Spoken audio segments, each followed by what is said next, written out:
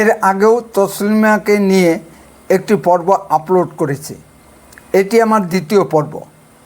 তসলিমাকে কলকাতায় আমন্ত্রণ করে নিয়ে আসছেন এক্স মুসলিমদের একটি অনামী সংগঠন সেকুলার মিশন, যার নেতৃত্বে আছেন ওসমান গনি বলে এক ভদ্রলোক। কোনো বিজেপি আরএসএস তসলিমাকে আমন্ত্রণ করে নিয়ে আসছেন না, এটা পরিষ্কার থাকা প্রয়োজন। ভারত সরকার এবং পশ্চিমবঙ্গ সরকার শুধু তসলিমার নিরাপত্তার ব্যবস্থা করবে। তসলিমাকে পশ্চিমবঙ্গে জেড ক্যাটাগরি নিরাপত্তা দেওয়া হবে। কবিতা পাঠের আসরে স্বয়ং মুখ্যমন্ত্রী শ্রী শুভেন্দু অধিকারী উপস্থিত থাকবেন বলে কথা।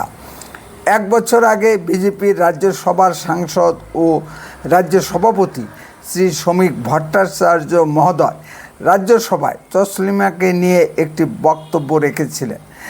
আবার তিনিই প্রথম কলকাতায় তসলিমার আগমনকে স্বাগত জানিয়েছেন। আমরা সকলেই জানি 2007 সালে তসলিমার লজ্জা ও দ্বিখণ্ডিত বই নিয়ে কলকাতায় দাঙ্গার মতো পরিস্থিতি সৃষ্টি হয় এবং দাঙ্গা দমনে সেনা নামাতে বাধ্য হয় তৎকালীন বামপন্থী সরকার। তখন শ্রী বুদ্ধদেব ভট্টাচার্যের বাম রাজত্ব। শ্রী বুদ্ধদেব ভট্টাচার্য এক কাপড়ে তসলিমাকে কলকাতা থেকে বিতাড়িত করেন। সংস্কৃত মনস্ক বলে কথিত শ্রী বুদ্ধদেব ভট্টাচার্যের ধর্ম নিরপেক্ষতা চলে গিয়েছিল তখন। বামেদের প্রকৃতি এমন। নমস্কার, আপনারা শুনছেন উত্তরের কণ্ঠ থেকে আমি শ্রী প্রভাত বসাক, তুফানগঞ্জ, কোচবিহার। তারপর শ্রী বুদ্ধদেব ভট্টাচার্যকে হটিয়ে 2011 সালে শ্রীমতী মমতা ব্যানার্জির তৃণমূল সরকার ক্ষমতায় আসে। প্রগতিশীল মুখ্যমন্ত্রী বলে পরিচিত মমতা ব্যানার্জিও তসলিমা নাসরিনকে কলকাতায় আসতে দেননি তার মুসলিম তোষণের কারণে। মুসলিম তোষণে তৃণমূল সরকার বামপন্থী সরকার থেকেও এক কাঠি উপরে ছিল। মত প্রকাশের স্বাধীনতা ভারতীয় গণতন্ত্রের মৌলিক অধিকার। যেহেতু তসলিমা ভারতীয় গণতন্ত্রের সকল প্রকার সুযোগ সুবিধা ভোগ করছেন, তারও মত প্রকাশের স্বাধীনতা আছে। যারা তসলিমার মত ও পথকে বিশ্বাস করেন না, তারা তসলিমার বক্তব্য শুনবেন না, আর যারা শুনতে চান তারা শুধু শুনবেন। এখানে গণ্ডগোল পাকানোর কি আছে? যদি গণ্ডগোল পাকানোর চেষ্টা করা হয় তবে পরিবর্তনের সরকার কঠোর হস্তে তার মোকাবেলা করবেন। ইতিমধ্যেই পশ্চিমবঙ্গের কিছু মুসলিম নেতা তসলিমা ইস্যুতে গণ্ডগোল পাকানোর তালে আছে।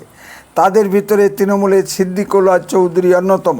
তিনি তসলিমার বইগুলি পড়েছেন কিনা আমার জানা নেই, বললেও ভিতরের বিষয়বস্তু বুঝতে পারেননি অথবা না বোঝার ভান করছেন। কলকাতা বিমানবন্দরের রানওয়ে থেকে একটি মসজিদ সরানোকে কেন্দ্র করে সিদ্দিকুল্লাহ পশ্চিমবঙ্গের মুসলিম জনগণকে তাতিয়ে তুলবার চেষ্টা করছেন এবং সাম্প্রদায়িক গণ্ডগোল পাকানোর তালে আছে। তবে সুখের বিষয়, পশ্চিমবঙ্গের মুসলিম জনগণ আর সিদ্দিকুল্লাহর কথায় কান দিচ্ছেন না। ওই মসজিদে নামাজ পড়ার জন্য 1 কোটি মুসল্লিকে আহ্বান জানিয়েছিলেন, 10 জনও উপস্থিত হননি।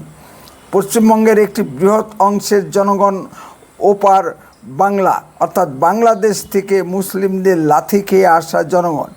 তসলিমাও বাংলাদেশ থেকে মৌলবাদীদের তাড়া খেয়ে ভারতে আশ্রয় নিয়েছেন।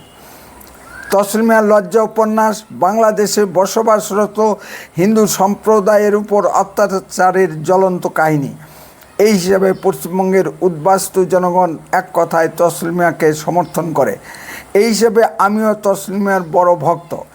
ইসলাম কি এত ঠুনকো ধর্ম যে কে কি বলল তাতে ইসলাম ধ্বংস হয়ে যাবে? ইসলামপন্থীদের এত ভয় কেন? ইসলাম নাকি মহান শান্তির ধর্ম। কোন ধর্ম মতের কারণে পৃথিবীতে এত অশান্তি?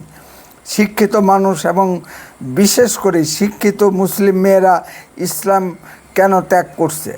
এ নিয়ে ইসলামী পণ্ডিতদের চিন্তা ভাবনা করা উচিত। তসলিমা নাসরিন,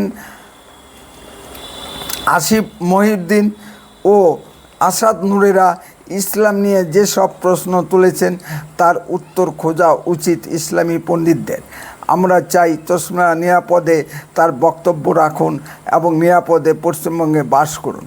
এখানে কারো মাতাব্বরি সহ্য করা হবে না। যদি সহ্য না হয় তবে বাংলাদেশ বা পাকিস্তানে চলে যান। ভারতের হিন্দুরা সবসময় সব মতামতকে মর্যাদা দিয়েছে, আশ্রয়হীনকে আশ্রয় দিয়েছে। এর অন্যথা হবে না। যদি আপনাদের কিছু বলার থাকে কমেন্টে বলুন, আর লক্ষ্য রাখুন উত্তরে কণ্ঠের পর্দায়। চ্যানেলটিকে সাবস্ক্রাইব করে পাশে থাকুন। বন্দে মাতরম। ভারত মাতা কি জয়।